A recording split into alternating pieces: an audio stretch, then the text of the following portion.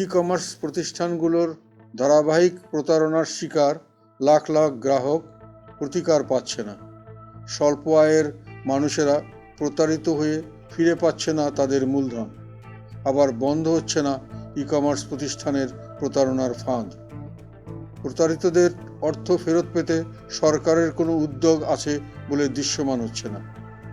কয়েক বছর ধরে ই কমার্স প্রতিষ্ঠানগুলো চটকদার বিজ্ঞাপন আর লোভনীয় অফার দিয়ে আকৃষ্ট করছে লাখ লাখ গ্রাহক।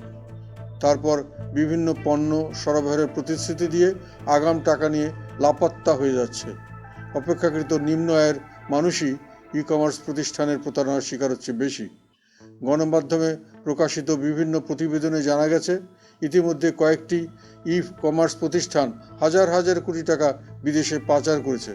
কিন্তু সরকারের কার্যকর কোনো পদক্ষেপ না থাকায় প্রতারণার এই ধারাবাহিকতা বন্ধ হচ্ছে না। এতে প্রতারিতদের সংখ্যাও বেড়ে যাচ্ছে প্রতিদিন।